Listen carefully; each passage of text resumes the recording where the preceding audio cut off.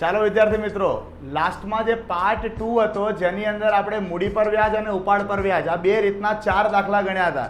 હવે ચોપડીમાં 4 દાખલા આપ્યા છે એટલે કે બધા જ દાખલા મેં ગણાવી દીધા હતા. હવેનો જે આ ત્રીજો પાર્ટ છે જેમાં રીત નંબર 3 છે, કમિશન આપ્યા બાદ વધતા નફા પર 10% કમિશન આપવાનું છે. આ એક લેંગ્વેજ લખી છે અહીંયા. 10% ખાલી એક ઉદાહરણ માટે લીધું છે. તમને જ્યારે પણ પ્રશ્નની અંદર એવી લેંગ્વેજ આપે કમિશન આપ્યા બાદ વધતા નફા પર, જો આ શબ્દ આપ્યો હોય કમિશન આપ્યા બાદ વધતા નફા પર, ત્યારે તમારે આ સૂત્ર વાપરવાનું. સૂત્ર છે નફો ગુણ્યા ટકા ભાગ્યા 100 વત્તા ટકા. સર આ ટકા શું છે? કશું નહીં, કમિશનના ટકા.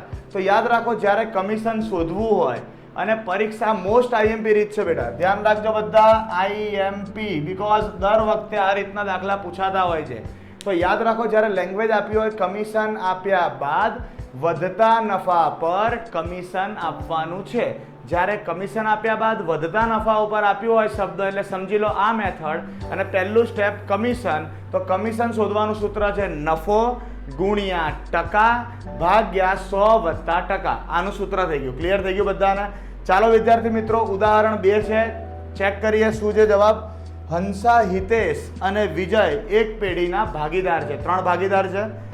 તેઓની મૂડીનું પ્રમાણ 3:2:1 છે. અગાઉ મેં ફર્સ્ટ પાર્ટમાં કીધું હતું, જ્યારે પણ મૂડીનું પ્રમાણ આપે અને જો તમને નફા નુકસાન વહેંચણીનું પ્રમાણ આપ્યું ન હોય તો 1:1:1 એટલે કે સરખા હિસ્સે ધારવું. તો વિદ્યાર્થી મિત્રો ચોપડીમાં લખી દેજો, અહીં નફા નુકસાન વહેંચણીનું પ્રમાણ આપ્યું ન હોવાથી સરખે હિસ્સે એટલે કે 1:1:1 ના પ્રમાણમાં નફો નુકસાન વહેંચીશું.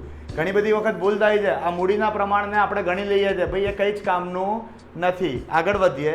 હિતેશને તેનું કમિશન આપ્યા બાદ વધતા ચોખ્ખા નફા પર 10%, પ્લીઝ અંડરલાઇન, કમિશન આપ્યા બાદ વધતા નફા. લેંગ્વેજ આવી ગઈ. જ્યારે કમિશન આપ્યા બાદ વધતા નફા કે એટલે સૂત્ર શું? નફો ગુણ્યા ટકા ભાગ્યા 100 વત્તા ટકા. ક્લિયર થાય છે બધાને? હવે ધ્યાન રાખો, એની અંદર કોનું છે? હિતેશનું કમિશન. તો આપણું સ્ટેપ નંબર 1, સ્ટેપ 1, હિતેશનું કમિશન. કમિશન શેમાં હોય? રૂપિયામાં હોય કે ના હોય? તો અહીંયા તમે જે સૂત્ર આપ્યું છે સૂત્ર ફોલો કરવાનું. અહીં લખીશું હિતેશનું કમિશન રૂપિયામાં બરાબર, સૂત્ર શું છે? નફો ગુણ્યા કમિશનના ટકા ભાગ્યા 100 વત્તા કમિશનના ટકા. પ્રશ્ન વાંચું છું ફરી. એની અંદર લખેલું છે કે જો ચોખ્ખા હંસા, હિતેશ અને વિજય એક પેઢીના ભાગીદારો છે, મૂડીનું પ્રમાણ 3:2:1 છે, એટલે નફા નુકસાન કેટલું થયું? 1:1:1, જે મેં સમજાવી દીધું. હિતેશને તેનું કમિશન આપ્યા બાદ ચોખ્ખા નફા પર 10% કમિશન આપવાનું છે. જો વર્ષને અંતે પેઢીનો નફો 1,65,000 હોય તો નફો કેટલો કીધો? 1,65,000 ગુણ્યા કમિશનના ટકા કેટલા કીધા મેં હમણાં જ? કમિશનના ટકા 10 કીધા, એટલે ઉપર 10 ભાગ્યા 100 વત્તા 10 એટલે 1,65,000 ગુણ્યા 10 ભાગ્યા 110. વિદ્યાર્થી મિત્રો ગણો કેટલું થાય છે? જવાબ આવશે 15,000. તો 15,000 રૂપિયા શું થઈ ગયું? હિતેશનું કમિશન. ક્લિયર થાય છે બધાને? હવે એક બહુ જ મહત્વની વાત, નફો વસ્તુ અલગ છે અને વહેંચણી પાત્ર નફો અલગ છે. નફો એટલે શું? ધારો કે ભાગીદારો ભેગા થઈને 1,65,000 કમાયા. હવે 1,65,000 કમાયા, એમાંથી ભાગ નથી પાડવાના. એમાં યાદ રાખો, હિતેશ શું કહેશે? મેં એક્સ્ટ્રા કામ કર્યું હતું, મને કમિશન આપો 15,000. તો 1,65,000 માંથી 15,000 કોને આપી દેવા પડે? હિતેશને આપી દેવા પડે. તો ખરેખર વેચવા યોગ્ય કેટલા રૂપિયા રહ્યા તમારી પાસે? તમે કહો સાહેબ 1,65,000 માંથી 15 આપી દીધા તો બચ્યા 1,50,000. હા, એ 1,50,000 ના ભાગ પાડવાના. ક્લિયર થાય છે? તો વિદ્યાર્થી મિત્રો અહીંયા ધ્યાન રાખજો. સ્ટેપ નંબર 2, વહેંચણી પાત્ર નફો. શું લખીશું? વહેંચણી પાત્ર નફો. સ્ટેપ નંબર 2, વહેંચણી પાત્ર નફો. કોઈ વસ્તુ ગોખવાની નથી, સમજવાની. લોજિકલ શું છે સમજો. તમારો કુલ નફો કેટલો છે? તો કુલ નફો આપણો 1,65,000. ધંધો કમાયું કેટલું? 1,65,000. પણ 1.65 કે પોતાના નથી, એમાંથી કમિશન આપશે. કોને આપશે? હિતેશને. તો હિતેશનું કમિશન કેટલા રૂપિયા કેલ્ક્યુલેટ કર્યું હતું? હિતેશનું કમિશન 15,000. તો 1,65,000 માઇનસ 15,000 કેટલા વધ્યા? 1,50,000 રૂપિયા. તો વિદ્યાર્થી મિત્રો, આપ સ્ટેપ 1 સ્ટેપ 2 માં ખબર પડી. તો જ્યારે પણ તમને કમિશનનો દાખલો પૂછે તો પહેલા કમિશન શોધવાનું અને કુલ નફામાંથી કમિશન બાદ કરો તો વહેંચણી પાત્ર નફો મળે. હવે ખાસ ધ્યાન રાખજો, શું કીધું છે એની અંદર? એવું લખ્યું છે કે હિતેશને મળતી કુલ રકમ કેટલી હશે? તો અહીંયા ધ્યાન રાખજો, સ્ટેપ નંબર 3, હિતેશને મળતી રકમ. હવે હિતેશ કોણ છે? તો પ્રશ્નની શરૂઆતમાં કીધું હતું હંસા, હિતેશ અને વિજય એક પેઢીના ભાગીદાર છે. તો હિતેશ એ ભાગીદાર થયો કે નહીં? તો ભાગીદારને સૌથી પહેલા શું મળે? નફામાં ભાગ મળે કે ના મળે? તો અહીંયા હિતેશમાં લખશું ઇઝ ઇક્વલ ટુ નફામાં ભાગ. અને હિતેશ પાછો એક્સ્ટ્રા રૂપિયા બી કમાઈ છે. શેનાથી? કમિશનથી. લખ્યું છે હિતેશનું કમિશન. તો નફામાં તો ભાગ મળશે, પાછો એ કમિશન બી લઈ જશે. યસ ઓર નો? હવે બધાને ખબર છે કમિશન તો આપણે 15,000 શોધ્યું, એ તો ઉમેરવાના જ છે. હવે હિતેશ શું કહેશે કે મને રૂપિયા આપો. તો કેટલામાંથી? વહેંચણી પાત્ર નફો કેટલો? 1,50,000. એટલે 1,50,000 એના એકલાના નથી, 3 જણના છે. અને હમણાં પ્રશ્નની શરૂઆતમાં મેં શું કીધું? નફા નુકસાન વહેંચણીનું પ્રમાણ ન આપ્યું હોય તો સરખા હિસ્સે વેચવું. કેટલા ભાગીદાર છે? 3 છે. ત્રણેયને સરખો હિસ્સો એટલે 1/3 કહેવાય કે ના કહેવાય? 3 ભાગ પાડવા પડે. તો ગુણ્યા 1/3. ચાલો વિદ્યાર્થી મિત્રો, 1,50,000 ગુણ્યા 1/3 કરો. કેટલા આયા? 50,000 વત્તા 15,000. ટોટલ કેટલા થયા? 65,000 રૂપિયા. તો તમને પ્રશ્ન શું પૂછ્યો હતો? હિતેશને કુલ કેટલી રકમ મળશે? તો હિતેશને કુલ કેટલી રકમ મળશે? 65,000. ક્લિયર થાય છે? હવે ઘણા બધા વિદ્યાર્થીઓને એક પ્રશ્ન હોય, સર 1/3 કઈ રીતે સમજાવો? તો દેખો, હું તમને એક બેઝિક સમજાવું છું. હંસા, હિતેશ અને વિજય. હંસા, હિતેશ અને વિજય. અહીં નફા નુકસાન વહેંચણીનું પ્રમાણ આપ્યું નથી, એટલે 1/1. કુલ કેટલા થયા? 3. હવે અહીંયા આપણને કોનું પૂછ્યું હતું? માત્ર હિતેશનું. ચેક કરો, હિતેશનો ભાગ કેટલો? 1. અને પ્રમાણનો મતલબ છેદમાં કુલ સંખ્યા. તો ગુણ્યા 1 ભાગ્યા કુલ કેટલા? 3. તો 1/3 આ રીતે આવ્યું. ખબર પડે છે? તો વિદ્યાર્થી મિત્રો, આ દાખલો બહુ જ હાર્ડ છે, જેટલા પણ દાખલા છે એમાં. પણ એક જ નિયમ યાદ રાખજો, જ્યારે શબ્દ આપ્યો હોય કમિશન આપ્યા બાદ વધતા નફા પર, આ શબ્દ આપે એટલે પહેલું સ્ટેપ કમિશન શોધવાનું. નફો ગુણ્યા ટકા ભાગ્યા 100 વત્તા ટકા. મારી સાથે બોલજો બધા. કમિશન બરાબર નફો ગુણ્યા ટકા ભાગ્યા 100 વત્તા ટકા. તો મળી ગયું તમને કમિશન. કુલ નફામાંથી કમિશન આપી દો તો બચે શું થઈ ગયું? વહેંચણી પાત્ર નફો. ભાગીદારો વેચશે એવો નફો કેટલો? કુલ 1,65,000 માંથી 15,000 બાદ કર્યા તો 1,50,000 નફો ભાગીદારો વેચશે. અગર પરીક્ષામાં પૂછ્યું છે કે વહેંચણી પાત્ર નફાની ગણતરી કરો તો સ્ટેપ 2 થી તમારો જવાબ પૂરો. પણ અગર એવું કીધું છે કે હિતેશને મળતી રકમ શોધો તો હિતેશને નફો તો મળવાનો જ છે, કારણ કે હિતેશ એક ભાગીદાર છે. પણ ચેક કરો, હિતેશે કંઈક એક્સ્ટ્રા કામ કર્યું હશે તો એને કમિશન બી મળે છે, કેમ કે મેનેજર છે. તો હિતેશને નફો બી મળશે વત્તા કમિશન બી મળશે. નફો કઈ રીતે શોધ્યો? જે રૂપિયા વેચવાના છે એને નફા નુકસાન વહેંચણીના પ્રમાણમાં વેચી દો વત્તા કમિશન. તો 50,000 વત્તા 15,000 65,000 હિતેશને કુલ રકમ મળશે. તો આ સાથે આપણો ઉદાહરણ નંબર 2 પૂરો થાય છે. આવો સેમ ટુ સેમ દાખલો સ્વાધ્યાયમાં બી છે. એ પહેલા બધા વિદ્યાર્થી મિત્રો આ લખી લેજો, પછી સ્વાધ્યાયનો દાખલો શરૂ કરીએ છીએ. ચાલો વિદ્યાર્થી મિત્રો, રીત નંબર 3, જેનો સેમ ટુ સેમ દાખલો એક સ્વાધ્યાયમાં બી આપ્યો છે. સ્વાધ્યાયમાં પ્રશ્ન 3, એમાં પણ બીજો દાખલો છે તમારું કમિશન આપ્યા બાદ વધતા નફા પર. જ્યારે પણ કોઈ પણ દાખલો પહેલા ચેપ્ટરનો ચાલુ થાય અંડરલાઈન કરી દેવાની અને યાદ રાખવાનું કઈ મેથડ છે. ચલો ચેક કરીએ શું કીધું છે. અમૃતા અને દિવ્યા એક ભાગીદારી પેઢીના ભાગીદાર છે. તેઓની મૂડીનું પ્રમાણ યાદ રાખજો. મૂડીનું પ્રમાણ આપ્યું છે, નફા નુકસાનનું આપ્યું નથી. તો અહીંયા હું લખી દઉં છું અમૃતા અને દિવ્યા. અમૃતા અને દિવ્યા. અહીંયા મૂડીનું પ્રમાણ આપ્યું છે પણ નફા નુકસાન વહેંચણીનું પ્રમાણ આપ્યું નથી. ના આપ્યું હોય એટલે 1/1. કુલ કેટલા? 2. ક્લિયર થઈ ગયું? આ વસ્તુ મગજમાં રાખવાની, ભૂલથી મૂડીનું પ્રમાણ એપ્લાય નહીં કરવાનું, નકર દાખલો ખોટો પડશે. અમૃતાને તેનું કમિશન બાદ કર્યા પછી ચોખ્ખા નફા પર, કમિશન બાદ પછી ચોખ્ખા નફા પર, લેંગ્વેજ મેન્ટેન થઈ. એટલે રીત નંબર કઈ? 3. કમિશન આપ્યા બાદ ચોખ્ખા નફા પર 8% કમિશન આપવાનું છે. સૌથી પહેલા શું કરવાનું? સ્ટેપ 1 કમિશનની ગણતરી. પણ કોનું કમિશન? તો કે અમૃતા. અહીં લખ્યું જ છે સ્ટેપ 1 અમૃતાનું કમિશન. સૂત્ર શું છે આપણું? નફો. બધા સાથે બોલશે. નફો ગુણ્યા ટકા ભાગ્યા 100 વત્તા ટકા. આ કમિશનના ટકા જો. ચલો હવે શરૂઆત કરીએ. પ્રશ્નની અંદર કીધેલું જ છે જુઓ, જો વર્ષના અંતે પેઢીનો નફો 96,876 હોય. કેટલું હોય? 96,876 અને ગુણ્યા કમિશનનો રેટ આપ્યો છે 8%. દેખો લખ્યું જ છે ચોખ્ખા નફા પર 8% કમિશન આપવાનું છે. એટલે 8 ભાગ્યા 100 વત્તા 8. વિદ્યાર્થી મિત્રો 96,876 એમનું એમ જ ગુણ્યા 8 ભાગ્યા 100 ને 8 કેટલા થાય? 108. ચલો બધા જ કેલ્ક્યુલેશન કરશે.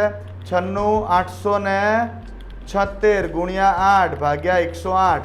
તમારો જવાબ આવશે 7176 રૂપિયા. પાછળ રૂપિયા લખવાનું ભૂલવાનું નહીં. તો બહુ જ સરળ થઈ ગયું. કમિશન કઈ રીતે મળે? યાદ રાખજો, તમારું સૂત્ર થઈ ગયું નફો ગુણ્યા ટકા ભાગ્યા 100 વત્તા ટકા. મળી ગયું. હવે મેં પહેલાં બી કીધું હતું ટોટલ નફો થાય ને કે વેચી નહીં દેવાનો, પહેલાં કોને આપવાનું? કમિશન આપી દેવાનું. તો વહેંચણી પાત્ર નફો કઈ રીતે મળે? કુલ નફામાંથી કમિશન બાદ કરવાનું. તો અહીંયા હું લખું છું પેઢીનો કુલ નફો એટલે કે નફો માઇનસ શું છે? અમૃતાનું કમિશન.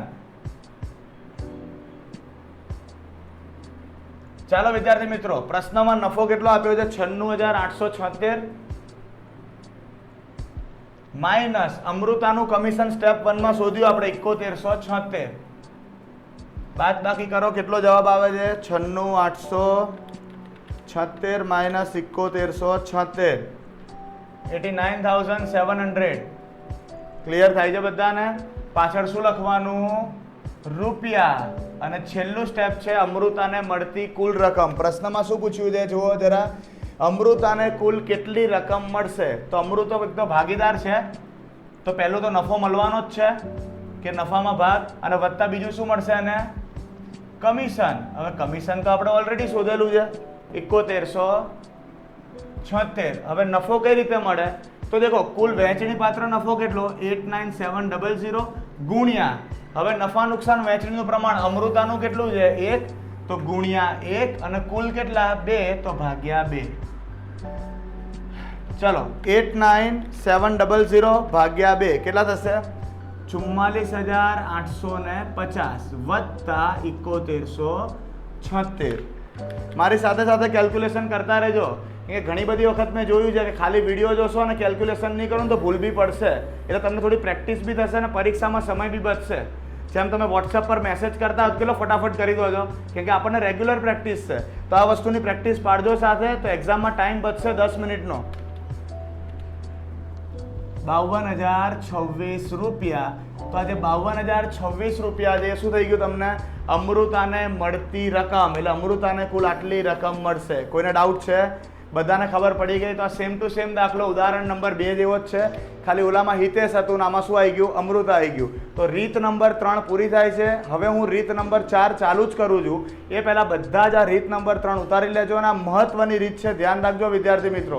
તો 2-3 વખત સ્ટાર કરી દેજો રીત નંબર 3ની બાજુમાં, એટલે પરીક્ષા ટાઈમે અચૂક જોઈને જ જવાનું.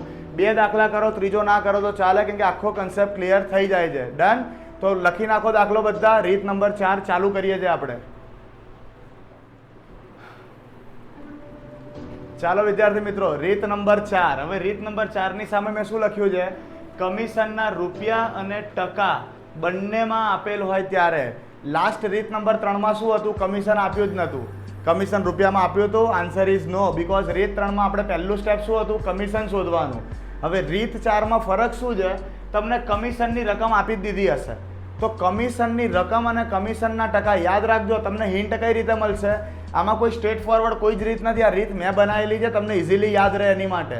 જ્યારે પણ કમિશનની રકમ એટલે કમિશનના રૂપિયા અને કમિશનના ટકા બંને જો પ્રશ્નમાં આપી દીધા હોય તો તમારું જે સૂત્ર જે વહેંચણી પાત્ર નફાનું બનશે, વહેંચણી પાત્ર નફો બરાબર કમિશન રૂપિયામાં ભાગ્યા કમિશન ટકામાં. તો જ્યારે બે વખત કમિશન આપે તો કમિશન ભાગ્યા કમિશન, ઉપર રકમ લખવાની, નીચે ટકા લખવાના. ક્લિયર?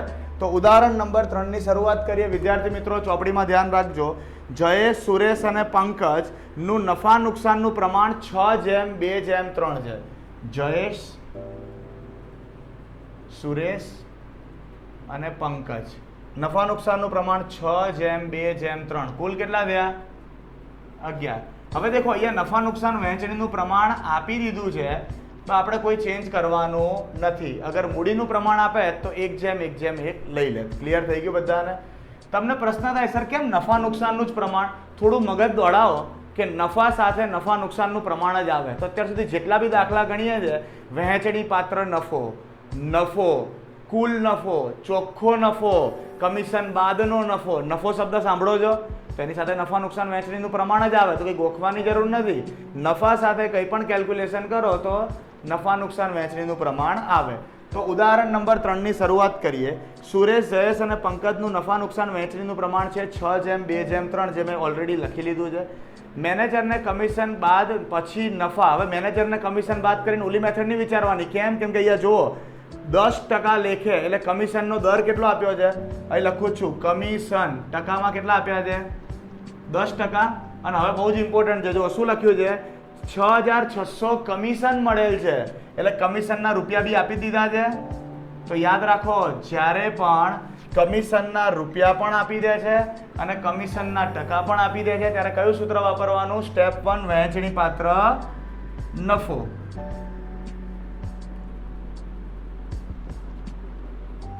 સૂત્ર શું કીધું મેં? કમિશન રૂપિયામાં ભાગ્યા કમિશન ટકામાં.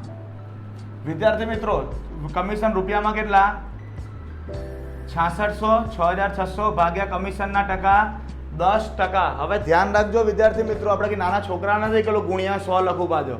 ટકા છે આપણી પાસે કેલ્ક્યુલેટરમાં. બધા ધ્યાન રાખો, કેલ્ક્યુલેટર ઉપર 6,600 ટાઈપ કરો, પછી ભાગ્યા કરો અને 10 કરીને ઇઝ ઇક્વલ ટુ નહીં ટકા દબાવજો. ચલો બધા કરો. પહેલા 6,600 પછી ભાગ્યા પછી 10 કરીને ટકા દબાવો. કેટલો આવ્યો જવાબ? તમારો જે જવાબ આવશે 66,000 રૂપિયા. તો 66,000 રૂપિયા શું થઈ ગયો? તમારો વહેંચણી પાત્ર નફો. આટલા રૂપિયા ભાગીદારો વેચશે. હવે દેખો એની અંદર શું કીધું છે? ત્રણેય ભાગીદારની નફાની વહેંચણી કરો. તો સ્ટેપ નંબર 2 શું આવશે?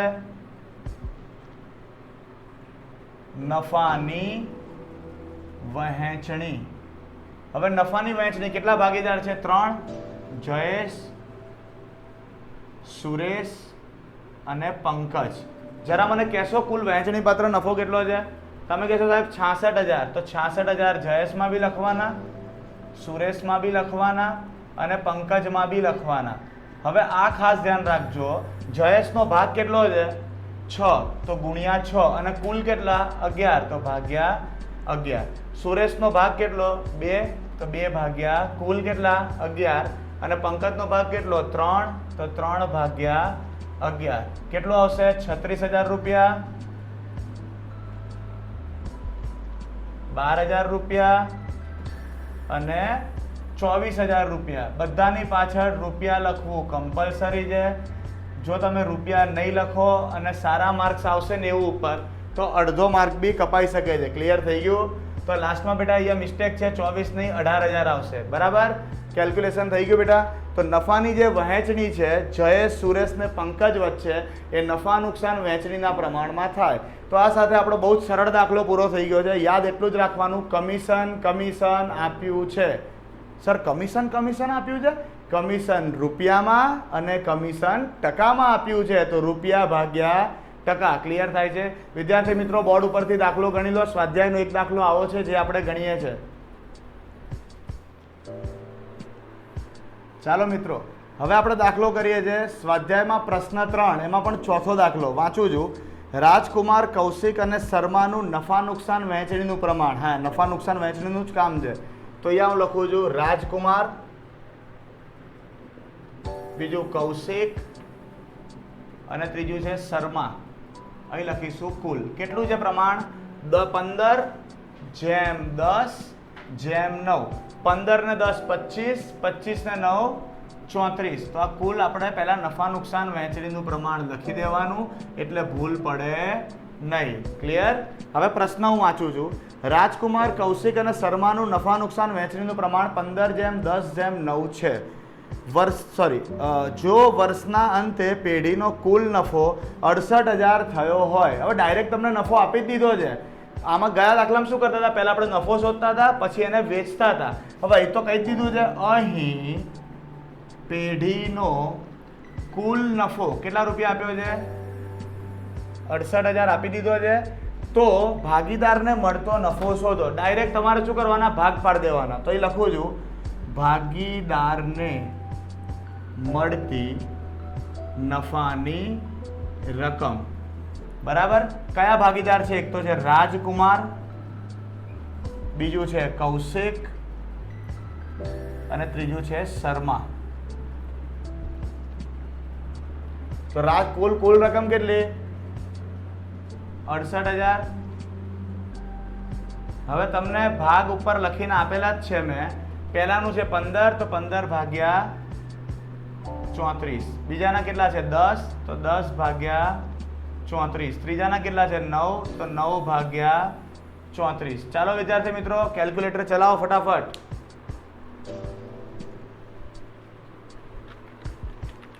₹68,000 ગુણ્યા 15 ભાગ્યા 34. જવાબ આવશે 30,000. પાછળ શું લખવાનું? રૂપિયા. 68,000 ગુણ્યા 10 ભાગ્યા 34. કેટલું આવ્યું? 20,000. છેલ્લામાં ચેક કરો. 68,000 ગુણ્યા 9 ભાગ્યા 34. કેટલું આવશે? 18,000. પાછળ શું લખવાનું? રૂપિયા. તો વિદ્યાર્થી મિત્રો, આ સાથે આપણી રીત નંબર 4 કમિશન રૂપિયા અને ટકામાં આપ્યું હોય એ પૂરી થાય છે. તો યાદ રાખજો, રીત નંબર 1, 2, 3 અને 4 ચારે રીત પૂરી થઈ ગઈ છે. ભાગ 1માં આપણે ઇન્ટ્રોડક્શન લીધું હતું. ભાગ 2માં પહેલી અને બીજી રીત એટલે કે મૂડી પર વ્યાજ, ઉપાડ પર વ્યાજ. અને ભાગ 3 એટલે કે આ ભાગની અંદર આપણે રીત નંબર 3 અને 4 એટલે કે કમિશનના દાખલા આપણે પૂરા કર્યા છે. આઈ હોપ વિદ્યાર્થી મિત્રો દરેકને દરેક દાખલા ખબર પડી હશે. ફરી એક વખત જે દાખલા હું જે પણ સિક્વન્સમાં કરાવું એ રીતે જ તમારી નોટબુકમાં લખજો. અને હું આ ચેપ્ટરમાંથી દરેક દાખલા કરાવવાનો છું, એક પણ દાખલો મૂકવાનો નથી. એટલે બધા જ પાર્ટ તમે જોજો, તમને પ્રોપર ખ્યાલ આવી જશે. Thank you so much.